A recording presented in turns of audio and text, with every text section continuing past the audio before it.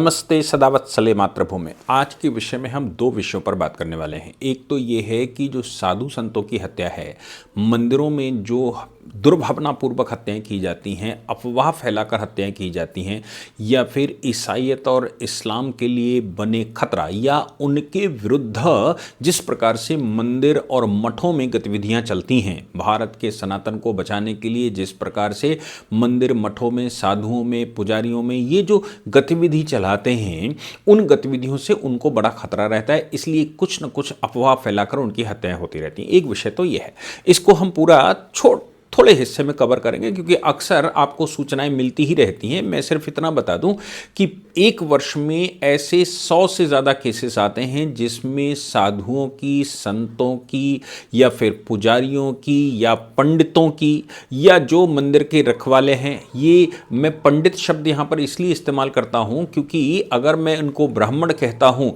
तो जो मंदिर में पूजा करने वाले हैं वो आवश्यक नहीं है कि वो ब्राह्मण ही हों, बहुत बार वो दूसरी जातियों के हैं। और साधु संतों की जब मैं बात करता हूं तो साधु संत केवल भगवाधारी हैं, जिसमें से एक डेटा के अनुसार मोर देन 70%, ये जो भगवाधारी साधु संत हमारे देश में रहते हैं, इनमें 70% से ऊपर गैर ब्राह्मण हैं, या फिर यूं कहा जाए कि गैर सवर्ण हैं। और अगर इनमें दूसरी जातियों को मिला दिया है तो ब्राह्मण केवल 10% या 15% ही साधु संत रहता है, बाकी 85 से 90% अदर देन ब्राह्मण रहता है।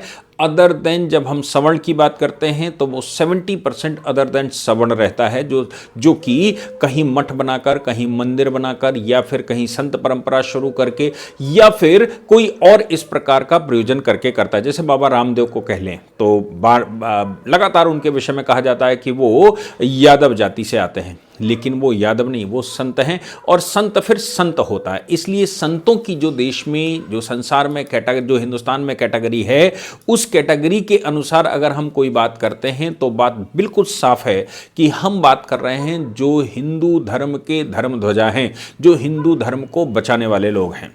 ऐसी 100 से ऊपर घटनाएं हर वर्ष आती हैं जिन पर लोग चुप्पी मारकर बैठते हैं। एक कोई घटना, मैं किसी भी घटना को जस्टिफाई नहीं कर रहा हूं, लेकिन एक कोई घटना होती है तो जंतर मंतर पर प्रदर्शन ये कहते हुए होता है कि ब्राह्मणों का हम विरोध कर रहे हैं, क्योंकि पुजारियों का हम विरोध कर रहे हैं, क्योंकि ये ब्राह्मणों की वजह से। और ये बात सही भी है, क्योंकि अगर एंशिएंट टाइम पर किसी को जिम्मेदारी दी थी कि समाज को सही करके रखे तो वो ब्राह्मण समाज था, और ब्राह्मण समाज ने अपनी जिम्मेदारी नहीं निभाई, जिसका परिणाम ये जाति व्यवस्था या फिर ये दूषित मानसिकता समाज में आई।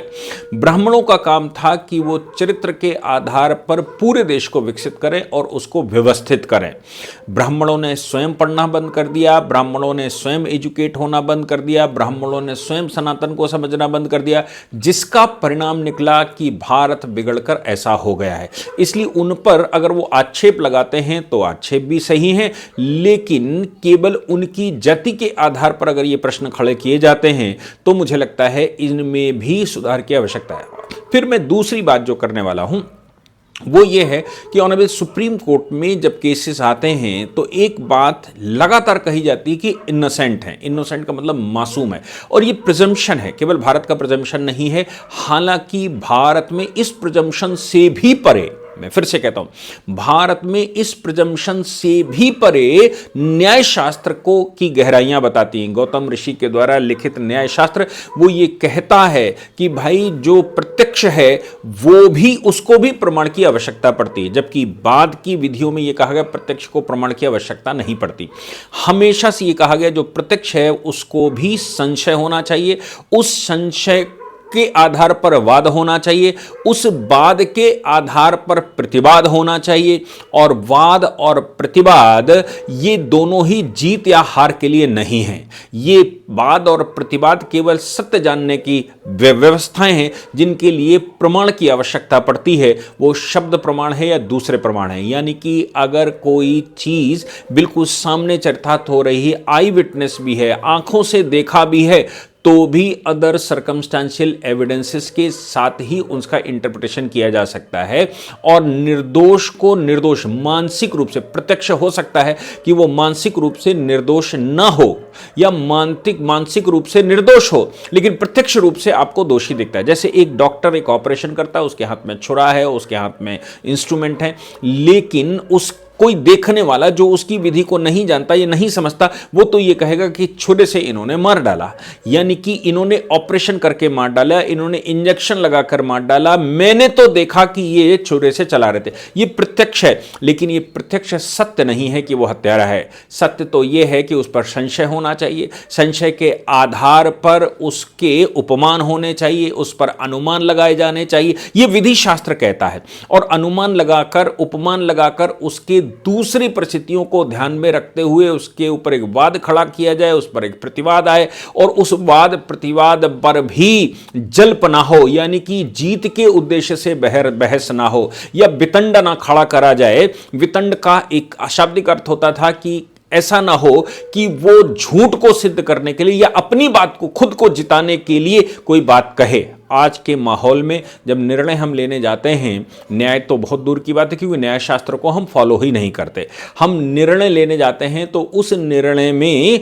हम वो दोनों चीज़ों का इस्तेमाल करते हैं, जल्प का भी और वितंड का भी। जल्प का मतलब जीतने के लिए मुकदमा लड़ रहे हैं और वितंड का मतलब मैं अपने को जिताने के लिए या मैं सही हूं यह सिद्ध करने के लिए मैं मुकदमा लड़ रहा होता हूं, जिसका परिणाम निकलता है कि निर्णय तो होते हैं लेकिन न्याय बहुत दूर कहीं चला जाता है। इसलिए जब यह प्रिज्यूम किया जाता है कि व्यक्ति इनोसेंट है तो इसको न्याय दर्शन के साथ जोड़ना चाहिए, न्याय शास्त्र के साथ जोड़ना चाहिए, जो कि गौतम ऋषि का शास्त्र है, जिसको हम भारतीय दर्शनों में लोगों ने उसको भारतीय दर्शन कह दिया, जबकि वो प्रमाणित करने का एक साधन है। जैसे हमने कहा कि सांख्य है, वो पूरे विश्व के तत्वों के विषय में बात करता है। अब ये तत्व सही हैं या गलत हैं, इन 25 तत्वों से मिलकर ये जगत बना है, इसको सिद्ध करने के लिए न्याय दर्शन है। और न्याय दर्शन में जो कुछ कह दिया, जो सिद्ध हो गया है, उसके बाद प्राकृतिक व्यवहार कैसा होना चाहिए, व्यक्ति का व्यवहार कैसा होना चाहिए, आचार व्यवहार और सदाचार कैसा होना चाहिए,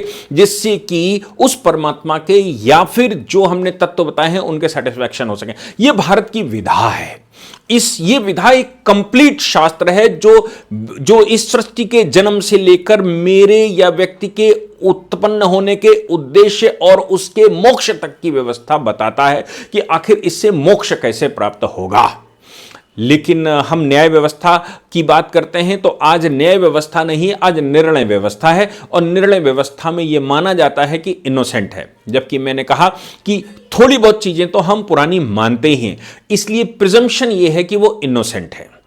कोर्ट के सामने एक मामला गया, और सुप्रीम कोर्ट के सामने यह मामला था, और सुप्रीम कोर्ट के सामने जब बहस हो रही थी तो यह कहा गया कि जब उसने कहा सब दोषी है, तो सामने वाला यह कहता है कि नहीं साहब वो इनोसेंट है, जब तक उसकी कन्विक्शन ना हो जाए तब तक वो इनोसेंट माना जाता है। इनोसेंट की जो व्यवस्था है वो भारत में यही है कि जब तक उसको सजा ना हो जाए, जब तक अदालत के द्वारा वो दोषी सिद्ध ना हो जाए, तब तक इनोसेंट या मासूम माना जाएगा।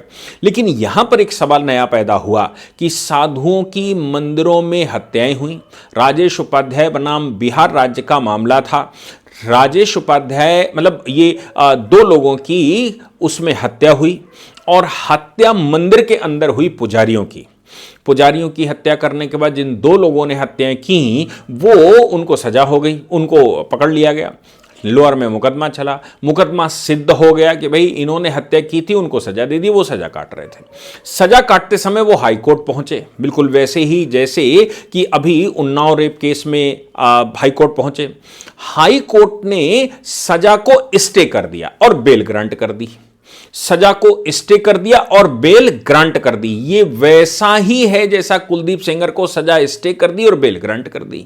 तो सजा स्टे की और बेल ग्रांट कर दी, मामला सुप्रीम कोर्ट आया। सुप्रीम कोर्ट ने कहा देखो एक बात तो समझ लीजिए, सजा स्टे करने की जो प्रक्रिया है वो सामान्य प्रक्रिया नहीं है, उस पर बहुत हाई क्वालिटी का दिमाग लगाया जाना चाहिए। उसका कारण यह है कि कोई भी व्यक्ति लोअर कोर्ट के द्वारा या मैं कहूं ट्रायल कोर्ट के द्वारा किसी व्यक्ति की जब दोष सिद्धि हो जाती है तो उसकी सजा स्टे विशेष परिस्थितियों में ही होनी चाहिए। वो रेगुलर वे ऑफ वर्क नहीं है, रेगुलर स्टैंडर्ड ऑफ वर्क नहीं है, या एसओपी नहीं है। अब चूंकि नीचे सजा हो चुकी है, एविडेंस दोबारा नहीं रखे जा सकते, एविडेंस का केवल एनालिसिस हो सकती है हाई कोर्ट के द्वारा या फिर अपीलेट कोर्ट के द्वारा। इसलिए आप जब एनालिसिस करते हैं तो आप चूंकि दोबारा एविडेंसेस नहीं ले सकते या दोबारा एविडेंसेस स्टेज पर नहीं पहुंच सकते, इसलिए वो जो नीचे हो चुका है, जो ट्रायल कोर्ट ने किया है, उसको प्रिज्यूम किया जाना चाहिए कि वो सही कर रहा है।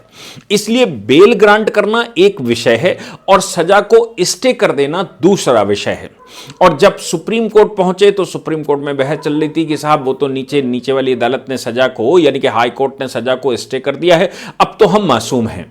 सुप्रीम कोर्ट ने कहा कि भाई इसमें हमें संशय है। दो जजेस की बेंच, ऑनरेबल जस्टिस मनमोहन और ऑनरेबल जस्टिस अंजारिया की अदालत में था।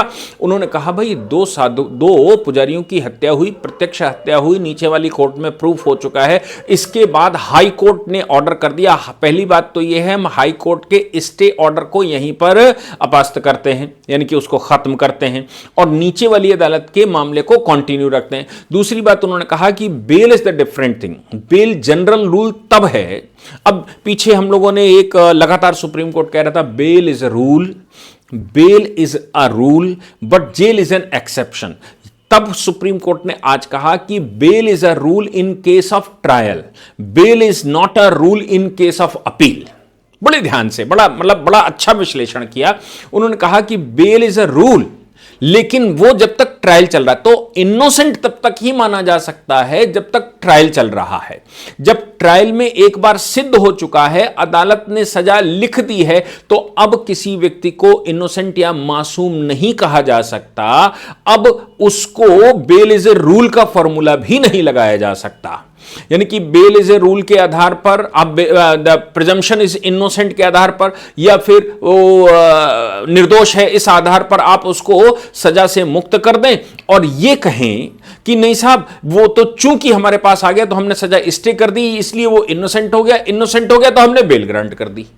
सुप्रीम कोर्ट ने कहा दो मंदिर के पुजारियों की प्रत्यक्ष हत्या हुई है और यह हत्या का दोष सिद्ध हो चुका है, और अब भी आप कह रहे हैं कि हत्यारे मासूम हैं, अभी भी आप कह रहे हैं कि वो बेल इज अ रूल है। ऐसा bail is a rule appeal में नहीं होता। बेल इज अ रूल तब तक ही है जब तक कि नीचे दोष सिद्धि नहीं हो पाई है। दोष सिद्ध होने के बाद प्रिजम्पशन अब यह बनना चाहिए कि he is an criminal, now he is an appeal, यानी कि सिद्ध हो चुका है कि यह क्रिमिनल है, सिद्ध हो चुका है कि यह अपराधी है। अब ऐसे मामले में कोर्ट में इसने शिकायत की है, तो अब किस आधार पर अब जो मामला चलेगा वो चलेगा, आरोपी नहीं चलेगा, अब चलेगा शोध, वो दोष सिद्धि वाला मामला, यानी कि अपराधी की बात सुनी जाएगी। अब आप इसको संबोधित करिए अपराधी, क्योंकि नीचे वाला कोर्ट कह चुका है। अब उसको इनोसेंट नहीं कहा जा सकता। साधु संतों की हत्या करने वाले व्यक्ति को जो मंदिर में मारकर आया हो, उसको मासूम शब्द से कहना, हाई कोर्ट के द्वारा स्टे करके बेल ग्रांट करना और मासूम शब्द कहना, यह भारतीय परंपरा के विरुद्ध है। मैं समझता हूं कि ऑनरेबल सुप्रीम कोर्ट भी इस समय एक्शन में है नए सीजेआई के आने के बाद, क्योंकि सीजेआई जैसा चाहते हैं या सीजेआई जिस मूड के होते हैं, भारतीयता को संरक्षित करना चाहते हैं, भारतीयता को पोषित करना चाहते हैं, भारत को भारत बनाना चाहते हैं, ऐसी परिस्थिति में बाकी बेंचें भी इस तरह के मामलों में आ गई।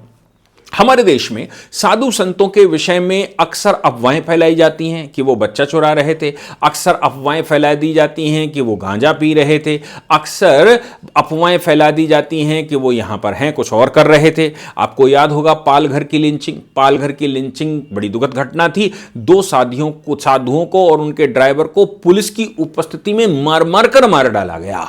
आप सोचिए, पुलिस की उपस्थिति में मार डाला गया, उसकी वीडियो रिकॉर्डिंग की गई और भारत में कहने वालों को कोई दर्द नहीं हुआ। दर्द इखलाक का हुआ, दर्द जरा सा कोई कह देता है कि वो तोते उड़ गए, या फिर पृथ्वी चिपटी है तुम्हारे ग्रंथ कहते हैं, या फिर घोड़े पर चलकर जा रहे थे ऐसा कोई कह देता है, नूपुर शर्मा जैसे लोग, तो फिर उस पर बवाल होता है। वहां जो गाजा में हो रहा है उस पर देश भर में एक नई कहानी चल रही है, लेकिन गाजा वालों ने जो इजराइल के ऊपर 5000 मिसाइलें दागकर उनके फेस्टिवल में रंग भंग किया, हजारों लोगों को मार दिया एक बार में, उनके लोगों को किडनैप कर लिया, या फिर ऑस्ट्रेलिया में जब वो त्योहार मना रहे थे यहूदी उनको गोलियों से उड़ा दिया, इस विषय पर भारत में कहने वालों की संख्या बहुत कम है। हमारे जैसे लोग कुछ बोलते हैं, उनको भी कोई ध्यान नहीं देता कि भाई आप बोल रहे हो, आपका काम है बोलना, आप बोल दे ही रहोगे, कौन ध्यान देता है। ये तो भारत जो है वो सहिष्णु देश है, इसमें हिंदुओं की हत्या, पुजारियों की हत्या, ब्राह्मणों की हत्या, साधुओं की हत्या, या फिर हवन कीर्तन कराने वालों की हत्या, ये बहुत मायने नहीं रखता, ये तो हत्या के योग्य हैं, ऐसा लोग मानकर चलते हैं। इसलिए हमारे जैसे लोगों को भी जो लगातार पिछले 20 वर्षों से इन विषयों को लेकर आते हैं और देश के सामने रखते हैं, उन पर कोई फर्क नहीं पड़ता। ऐसी परिस्थिति में भारत में आवाज उठाने वालों की आवश्यकता है। देखिए, जब कुलदीप सेंगर का मामला सामने आया और सही से आवाज उठी तो ऑनरेबल सुप्रीम कोर्ट ने संज्ञान लिया। जिस समय आप सोचिए अरावली का मामला एक कंपेन की तरह सामने आया तो ऑनरेबल सुप्रीम कोर्ट ने संज्ञान लिया। ऐसे ही जब संज्ञान सुप्रीम कोर्ट लेता है तो वो तब लेता है जब लोग बोलना शुरू करते हैं, अपनी पीड़ा बतानी शुरू करते हैं, अपनी पीड़ा बताने वालों की चीज़ों को शेयर करते हैं। तब कोर्ट भी सोचता है कि भाई ये वीडियो जो बना था इस पर 20 लाख व्यू आए, 50 लाख शेयर आए, 30 लाख शेयर आए, इतने लाइक आए, यानी कि लोगों को कंटेंट ये जो मैटर है वो पसंद आ रहा है और देश का माहौल बदल रहा है। इस बदले हुए माहौल में उनको भी भागीदार होना चाहिए। मैं समझता हूं ऑनरेबल सुप्रीम कोर्ट के सामने जो विषय था उसको लेकर उन्होंने बिल्कुल क्लैरिटी से कहा, डिस्टिंग्विश किया कि दो पुजारी मारे गए हैं, उनकी सजा प्रूफ हो चुकी है और फिर भी आप उनको इनोसेंट मानते हैं और बेल इज अ रूल मानते हैं। मैं बेल भी कैंसिल करता हूं, इनोसेंसी भी कैंसिल करता हूं और सजा जो स्टे कर दी गई उसको भी हम रोकते हैं।